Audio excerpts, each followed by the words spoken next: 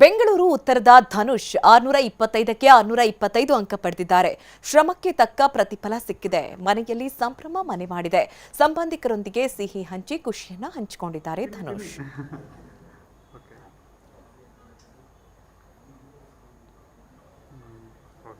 ಇನ್ನು ನಮ್ಮ ಪ್ರತಿನಿಧಿ ಧನುಷ್ ಹಾಗೆ ಅವರ ಕುಟುಂಬವನ್ನ ಮಾತನಾಡಿಸಿದ್ದಾರೆ. ಬನ್ನಿ ನೋಡೋಣ. 10ನೇ ತರಗತಿ ಫಲಿತಾಂಶ ಬಿಡುಗಡೆ ಆಗಿರುವಂಥದ್ದು. ಸದ್ಯ ಈ ಟಾಪರ್ ಆದಂತಹ ಧನುಷ್ ಮೈಸೂರು ಅವರು ನಮ್ಮ ಜೊತೆಲಿದ್ದಾರೆ. ಮಾತಾಡಿಸ್ತಾ ಹೋಗ್ತೀನಿ. ಬ್ರದರ್, ಈಗ 10ನೇ ತರಗತಿಯಲ್ಲಿ 625ಕ್ಕೆ 625 ಅಂಕ ಪಡೆದಿದ್ದೀರಾ. ಎಷ್ಟು ಖುಷಿ ಆಗ್ತಾ ಇದೆ?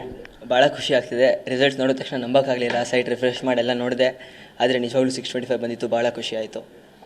ಇದು ನಿರೀಕ್ಷೆಯನ್ನು ಪಟ್ಟಿರ, ಯಾಕೆಂದರೆ ಕಷ್ಟ ಬಿದ್ದಿದ್ದೀರಾ. ಆದರೆ 625ಕ್ಕೆ 625 ತೆಗಿಬೇಕು ಅಂದರೆ ತುಂಬ ಕಷ್ಟ.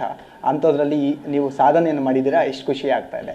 ಹೌದು, ತುಂಬ ಖುಷಿ ಆಗ್ತಿದೆ. ಹೋಪ್ಸ್ ಇತ್ತು ಸ್ವಲ್ಪ ಬರ್ಬೋದಂತ, ಆದ್ರೂ ತುಂಬ ಹೈ ಹೋಪ್ಸ್ ಇಟ್ಕೊಂಡಿರಲಿಲ್ಲ. ಆಮೇಲೆ ಬರಲಿಲ್ಲ ಅಂದರೆ ಬೇಜಾರಾಗತ್ತೆ ಅಂತ, ಅದಕ್ಕೇ ಆದ್ರೂ ತುಂಬ ಖುಷಿ ಆಯಿತು 625 ಬರೋದು ನೋಡಿಬಿಟ್ಟು. ಓಕೆ, ನೀವು ಯಾವ ರೀತಿಯಾಗಿ ಪ್ರಿಪ್ರೇಷನ್ ಮಾಡ್ತಾಯಿದ್ದೆ? ಅಂದರೆ ಪ್ರತಿಯೊಂದು ಇದು ಮಾಡಬೇಕು ಅಂದರೂ ಸಹ ಪ್ರಿಪ್ರೇಷನ್ ಮುಖ್ಯ. ಯಾವ ರೀತಿಯಾಗಿ ಪ್ರಿಪ್ರೇಷನ್ ನೀವು ಮಾಡ್ತಾಯಿದ್ರಿ? ನಂದು ಮ್ಯಾಕ್ಸಿಮಮ್ ಸ್ಟಡಿ ಸ್ಕೂಲ್ ಮತ್ತು ಟ್ಯೂಷನಲ್ಲಿ ಆಗ್ತಿತ್ತು. ಮನೇಲಿ ಅಷ್ಟು ಸಮಯ ಓದ್ತಿರಲಿಲ್ಲ. ಮ್ಯಾಕ್ಸಿಮಮ್ 1.5 to 2 hours ಅಷ್ಟೇ. ಅಂದರೆ ಪ್ರತಿನಿತ್ಯ 2 ರಿಂದ 3 ಗಂಟೆ. ಇದ್ರ ಜೊತೆಗೆ ಮುಂಜಾನೆ ರಾತ್ರಿ ವೇಳೆ ಏನಾದರೂ ಓದ್ತಾ ಇದ್ರಾ? ಇಲ್ಲ, ಅಷ್ಟೇ. ಇದ್ರ ಜೊತೆಗೆ ಅಂದರೆ ಓದನ್ನು ಹೊರತುಪಡಿಸಿ ಬೇರೆ ಏನಾದರೂ ಚಟುವಟಿಕೆಯಲ್ಲಿ, ಅಂದರೆ ಕ್ರೀಡೆ ಆಗಿರ್ಬೋದು ಮತ್ತಿತರ ಚಟುವಟಿಕೆಯಲ್ಲಿ ಏನಾದರೂ ತೊಡಗಿದ್ರಾ? ಫ್ರೆಂಡ್ಸ್ ಜೊತೆ ಕ್ರಿಕೆಟ್ ಆಡ್ತಿದ್ದೆ, ಟೇಬಲ್ ಟೆನ್ನಿಸ್ ಮತ್ತು ಚೆಸ್ ಆಡ್ತಿದ್ದೆ. ಟೇಬಲ್ ಟೆನ್ನಿಸ್ ಸ್ಕೂಲ್ ಟೀಮ್ಗೂ ಆಡ್ತಿದ್ದೆ. ಈಗ ಯಾವ ರೀತಿಯಾಗಿ ಪ್ರಿಪ್ರೇಷನ್ ಇತ್ತು? ಇದರ ಜೊತೆಗೆ ನಿಮ್ಮ ನೆಚ್ಚಿನ ಸಬ್ಜೆಕ್ಟ್ ಯಾವುದು? ನನ್ನ favourite subject maths. Preparation wise ಜಾಸ್ತಿ ಸಮಯ ಓದ್ತಿಲ್ಲದೆ ಇದ್ರೂ ಓದೋ ಟೈಮ್ ಸರಿಯಾಗಿ ಓದ್ತಿದ್ದೆ. ಫೋಕಸ್ ಮಾಡಿ ಎಲ್ಲ ಕಾನ್ಸೆಪ್ಟ್ಸ್ ಕ್ಲಿಯರ್ ಆಗೋ ಥರ ಓದ್ತಿದ್ದೆ. ಅದರಿಂದ ತುಂಬ ಹೆಲ್ಪ್ ಆಯಿತು. ಎಷ್ಟು ತಿಂಗಳುಗಳಿಂದ ಮುಂಚಿತವಾಗಿ, ಎಕ್ಸಾಮ್ ಮುಂಚಿತವಾಗಿ ನೀವು ಪ್ರಿಪ್ರೇಷನ್ ಸ್ಟಾರ್ಟ್ ಮಾಡಿದ್ರಿ? ಟ್ಯೂಷನ್ ಇದ್ದಿದ್ದರಿಂದ starting part of the year ತುಂಬಾ ಕ್ಲಿಯರ್ ಆಯಿತು. ಕಾನ್ಸೆಪ್ಟ್ಸ್ ಅವಾಗ ಓದಂಗೆ ಆಯಿತು. ಆದರೆ ಲಾಸ್ಟಲ್ಲಿ ಪ್ರಿಪ್ರೇಟರಿ ಟೈಮಲ್ಲಿ ಅವಾಗ ನಮ್ಮ ಮನೇಲಿ ಹೆಚ್ಚಾಗಿ ಓದಿದ್ದು. ಈಗಿನ ಮಕ್ಕಳು ಸಹ ಮೊಬೈಲ್ ಬಳಕೆಯಲ್ಲಿ ನಿರತರಾಗಿರ್ತಾರೆ. ಅಂಥ ಮಕ್ಕಳಿಗೆ ಏನು ಹೇಳೋಕ್ಕೆ ಇಷ್ಟಪಡ್ತೀರಾ? ಮೊಬೈಲ್ ಯೂಸ್ ಮಾಡಿದ್ರೂ ಓದೋ ಟೈಮಲ್ಲಿ ಇಂಟರ್ಫಿಯರ್ ಆಗಬಾರ್ದು. ಓದೋ ಟೈಮಲ್ಲಿ ಸರಿಯಾಗಿ ಓದಬೇಕು. ಆದರೆ ಅವಾಗ ಮೊಬೈಲ್ ಇಂಟರ್ಫಿಯರ್ ಆಗಿಬಿಡಬಾರ್ದು ಅಷ್ಟೇ. ನಿಮ್ಮ ತಂದೆ ತಾಯಿಯು ಸಹ ಇದು ಈಗಾಗಲೇ ಆರೈಕೆ ಮಾಡ್ತಾಯಿದ್ರು. ಏನಂತ ಹೇಳಿದ್ರು? ಮುಂದಿನ ಕೋರ್ಸ್ ಏನು ತೊಗೊಬೇಕು ಅಂತೇಳಿ ಸಜೆಷನ್ ಮಾಡಿದ್ದಾರೆ? ಸೈನ್ಸ್ ತೊಗೊಳ್ಳೋಣ ಅಂದ್ಕೊಂಡಿದ್ದೀನಿ. PCMC branch. ಆಮೇಲೆ JEE ಅಡ್ವಾನ್ಸ್ಡ್ ಎಕ್ಸಾಮ್ ಕರೆಕ್ಟ್ ಮಾಡೋಕ್ಕೆ ಟ್ರೈ ಮಾಡ್ತೀನಿ. ಇಂಜಿನಿಯರಿಂಗ್ ಮಾಡ್ತೀನಿ, ಆದರೆ ಯಾವ ಬ್ರ್ಯಾಂಚ್ ಅಂತ ಇನ್ನೂ ಕ್ಲಿಯರ್ ಇಲ್ಲ. ಈಗ 625ಕ್ಕೆ 625 ತೆಗೆದಿದ್ದೀರಾ. ಮುಂದಿನ ಅಂದರೆ ಇದು ಇಲ್ಲಿಗೆ ಮುಗಿಯುವಂಥ ಎಕ್ಸಾಮ್ ಅಲ್ಲ, ಅಂದರೆ ಮುಂದೆ ಸಹ ಇದೇ ರೀತಿಯ ಇನ್ನೊಂದು ಘಟ್ಟ ಇದೆ, PUC. ಆ PUCಯಲ್ಲೂ ಸಹ ಇದೇ ರೀತಿಯಾಗಿ ತೆಗೆಯುವಂಥ ಭರವಸೆ ಇದೆಯಾ? ಹೌದು, ಇದೆ. ಇವಾಗ ಬಂದಿದೆ ಅಂದರೆ ಮುಂದೇನೂ ಸಾಧ್ಯ ಅಂತ ಡೆಫಿನೆಟ್ಲಿ ಹೋಪ್ ಇರುತ್ತೆ. ಇದಿಷ್ಟು ಧನುಷ್ ಮೈಸೂರು ಅವರ ಮಾತಾಗಿರುವಂಥದ್ದು. ಕ್ಯಾಮ್ರಾ ಪರ್ಸನ್ ನವೀನ್ ಜೊತೆ ಅರುಣ್ ಕುಮಾರ್, TV9 ಬೆಂಗಳೂರು. ಇನ್ನು ಚಿಕ್ಕಮಗಳೂರಿನ ಬೃಂದ 625ಕ್ಕೆ 625 ಅಂಕ ಗಳಿಸಿ ಸಾಧನೆ ಮಾಡಿದ್ದಾರೆ. ಸೇಂಟ್ ಮೇರಿಸ್ ಶಾಲೆಯಲ್ಲಿ ವ್ಯಾಸಂಗ ಮಾಡಿರುವ ಬೃಂದಾಗೆ ಸನ್ಮಾನ ಮಾಡಲಾಗಿದೆ. MLC ಬೋಚೇಗೌಡ ಬೃಂದಾರನ್ನ ಸನ್ಮಾನಿಸಿ ಅಭಿನಂದಿಸಿದ್ದಾರೆ. ಇನ್ನು ನಮ್ಮ ಪ್ರತಿನಿಧಿ ಬೃಂದಾ ಅವರ ಫ್ಯಾಮಿಲಿ ಜೊತೆ ಮಾತನಾಡಿದ್ದಾರೆ. ಬನ್ನಿ ನೋಡೋಣ.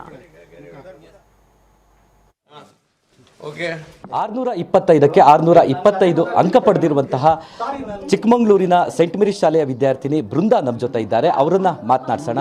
ಮೇಡಮ್, ರಾಜ್ಯಕ್ಕೆ 30 ವಿದ್ಯಾರ್ಥಿಗಳಲ್ಲಿ ನೀವು ಒಬ್ಬರು ಟಾಪರ್ ಆಗಿದ್ದೀರಾ. ಹೇಗೆ ಅನ್ನಿಸ್ತಾ ಇದೆ ಮೇಡಮ್? ಸರ್, ಖುಷಿ ಇದೆ ತುಂಬ. ನಮ್ಮ ಅಪ್ಪ ಅಮ್ಮ ಸಪೋರ್ಟ್ ಮಾಡಿದ್ದಾರೆ, ನಮ್ಮ ಟೀಚರ್ಸ್, ನಮ್ಮ ಸ್ಕೂಲ್ ತುಂಬ ಸಪೋರ್ಟ್ ಮಾಡಿದ್ದಾರೆ. ನನ್ನದು ಎಫರ್ಟ್ಸ್ ಇತ್ತು, ನನ್ನ ಹಠ ಇತ್ತು ತೆಗಿಬೇಕು ಅಂತ. ಇವತ್ತು ನನಸಾಗಿದೆ ಸರ್. ಜೊತೆಗೆ ಯಾವ ರೀತಿ ನೀವು ಅಂದರೆ ಈ ಇಷ್ಟೊಂದು ಮಾರ್ಕ್ಸ್ ತೆಗಿಲಿಕ್ಕೆ ಯಾವ ರೀತಿ ಪ್ರಿಪ್ರೇಷನ್ ಮಾಡ್ಕೊಂಡಿದ್ರಿ? ಪ್ರಿಪ್ರೇಷನ್ಸ್ ಅಂತ ಅಂದರೆ ಇವಾಗ ಬೋರ್ಡ್ಸಿಗೆ ಏನೇನು ಬೇಕು, ಏನೇನು ಕಾನ್ಸೆಪ್ಟ್ಸ್ ಅರ್ಥ ಮಾಡ್ಕೋಬೇಕು, ಅದನ್ನು ಓದಿ ಅಷ್ಟು ಹೇಳ್ತಾ ಇದ್ವಿ ಸರ್. 1 ವರ್ಷ ಅಂದರೆ ಟ್ರಿಪ್ ಹೋಗೋದಾಗಲಿ, ಸಂಬಂಧಿಕರ ಮನೆಗೆ ಹೋಗೋದಾಗಲಿ, ಮೊಬೈಲ್ ಫೋನ್ಗಳಿಂದ ದೂರ ಇದ್ರಾ ಅಥವಾ ಹೇಗೆ? ಡಿಸ್ಟ್ರಾಕ್ಷನ್ಸ್ ನಾವು ಅಂದ್ಕೊಂಡ್ರೆ ಡಿಸ್ಟ್ರಾಕ್ಷನ್ಸ್, ಇಲ್ಲ ಅಂದರೆ ಇಲ್ಲ. ಸೊ ನಮ್ಮ ಫೋಕಸ್ ಅಷ್ಟಿದ್ರೆ ಸಾಕು ಅಂತ ನಾನು ಅಂದ್ಕೊತೀನಿ. ಡೈಲಿ ಎಷ್ಟು ಅವರ್ ನೀವು ಓದ್ತಾ ಇದ್ರಿ? 6 to 7 hours ಓದ್ತೀನಿ. ಟ್ಯೂಷನ್ ಏನಾದರೂ ಹೋಗ್ತಾ ಇದ್ರಾ ಹೇಗೆ? ಸ್ಕೂಲಲ್ಲೇ ಕೋಚಿಂಗ್ ಇರ್ತಾ ಇತ್ತು. 2 hours ಎಕ್ಸ್ಟ್ರಾ, ಸ್ಕೂಲ್ ಟೈಮ್ ಆದಮೇಲೆ 2 hours ಎಕ್ಸ್ಟ್ರಾ ಅವರೇ ಕೋಚಿಂಗ್ ಮಾಡ್ತಾಯಿದ್ರು. ಅದರಲ್ಲೇ ಎಲ್ಲ ಮೆಟೀರಿಯಲ್ ಏನೇನು ಬೇಕೋ ಎಲ್ಲ ಅವರೇ ಪ್ರೊವೈಡ್ ಮಾಡ್ತಾಯಿದ್ರು. ತಂದೆ ತಾಯಿ ಕನಸು ಇವತ್ತು ಈಡೇರಿದೆ. ಯಾವ ರೀತಿ ಸಂಭ್ರಮ ಪಡ್ತಾ ಇದ್ದಾರೆ ತಂದೆ ತಾಯಿ? ಅವರಿಗೂ ತುಂಬ ಖುಷಿ ಇದೆ. ಅವ್ರಿಗೂ ಕನಸು ನನಸಾಗಿದೆ ಅಂತ. ಅದೇ ಸರ್ ಅಷ್ಟೇ ಸರ್. ನೆಕ್ಸ್ಟ್ ಏನು ಮಾಡಬೇಕು ಅಂತ ನಿಮ್ಮ ಗುರಿ? ನೆಕ್ಸ್ಟ್ ಸೈನ್ಸ್ ತೊಗೊಂಡು ಇಂಜಿನಿಯರ್ ಆಗೋಣ ಅಂತ ಸರ್. ಅಂದರೆ 1 ವರ್ಷ ಯಾವ ರಿಲೇಟಿವ್ಸ್ ಮನೆಗೂ ಹೋಗಿರಲಿಲ್ವಾ ಅಥವಾ ಹೇಗೆ? ಇಲ್ಲ, ಯಾರಿಗೂ ಹೋಗಿಲ್ಲ, ಅಷ್ಟಾಗಿ ಅಲ್ಲಿ ಯಾರ ಮನೆಗೂ ಹೋಗಲ್ಲ. ಈ ಸತಿನೂ ಯಾರಿಗೂ ಹೋಗಿಲ್ಲ, ಫುಲ್ ಕಾನ್ಸಂಟ್ರೇಟೆಡ್ ಅಲ್ಲೇ ಇತ್ತು. ಅಂದರೆ ಸ್ಕೂಲಲ್ಲಿ ಕೊಡ್ತಾ ಇದ್ದ ಟ್ಯೂಷನ್ ಬಿಟ್ಟು ಬೇರೆ ಯಾವುದೇ ರೀತಿ ಟ್ಯೂಷನ್ಗೂ ಹೋಗ್ತಾ ಇರಲಿಲ್ಲ? ಇಲ್ಲ, ಎಲ್ಲೂ ಹೋಗ್ತಾ ಇರಲಿಲ್ಲ. ಸ್ಕೂಲಲ್ಲಿ ಅವರೇ ಕೊಡ್ತಾಯಿದ್ರು, ಅದೇ ಇತ್ತು. ಅಂದರೆ ಈ ಥರ ಸಾಧನೆ ಮಾಡೋದು ಅಂದರೆ ಅಷ್ಟು ಈಸಿ ಅಲ್ಲ, ಇದಕ್ಕೆ ಇದರದೇ ಆದಂಥ ಪರಿಶ್ರಮ ಬೇಕಾಗುತ್ತೆ.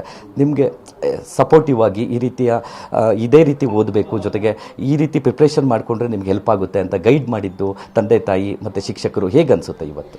ಅವರು ತುಂಬ ಸಪೋರ್ಟ್ ಮಾಡಿದ್ದಾರೆ ಸರ್. ನನ್ನ ಈ ಸಕ್ಸಸ್ಸಿಗೆ ತುಂಬ ಅವ್ರು ಸಪೋರ್ಟ್ ಮಾಡಿದ್ದಾರೆ. ಅವರು ಏನೇ ಡೌಟ್ಸ್ ಕ್ಲಿಯರ್ ಮಾಡೋದಾಗಿರ್ಬೋದು, ಎಷ್ಟೇ ರಾತ್ರಿ ಅವ್ರಿಗೆ ಕಾಲ್ ಮಾಡಿ ಟೆಕ್ಸ್ಟ್ ಮಾಡಿದ್ರು ಡೌಟ್ಸ್ ಕ್ಲಿಯರ್ ಮಾಡ್ತಾಯಿದ್ರು. ತುಂಬ ಖುಷಿ ಇದೆ ಸರ್. ಈಗ ಮುಂದೆ SSLC ಬರೆಯುವಂಥ ವಿದ್ಯಾರ್ಥಿಗಳಿಗೆ ನಿಮ್ಮ ಕಡೆಯಿಂದ ಒಂದು ಸಲಹೆ? ಏನಿಲ್ಲ, ಆರಾಮಾಗಿ ಇಡೀ ವರ್ಷ ಎಂಜಾಯ್ ಮಾಡಿಕೊಂಡು, ಅಂದರೆ ಫುಲ್ ಎಂಜಾಯ್ ಮಾಡ್ಕೊಂಡಲ್ಲ, ಕೂಲಾಗಿ ತೊಗೊಂಡು ಕಾನ್ಸೆಪ್ಟ್ಸ್ನ ಅರ್ಥ ಮಾಡ್ಕೊಂಡು ಓದಿದ್ರೆ ತುಂಬ ಈಸಿ ಅನಿಸುತ್ತೆ ಅಂತ ಹೇಳ್ತೀನಿ ಅಷ್ಟೆ. ಇದಿಷ್ಟು ಬೃಂದಾ ಅವರ ಮಾತು. ಕ್ಯಾಮ್ರಾ ಪರ್ಸನ್ ಹರೀಶ್ ಜೊತೆ ಅಶ್ವಿತ್ ಮಾವಿನಗುಣಿ, TV9 ಚಿಕ್ಕಮಗಳೂರು.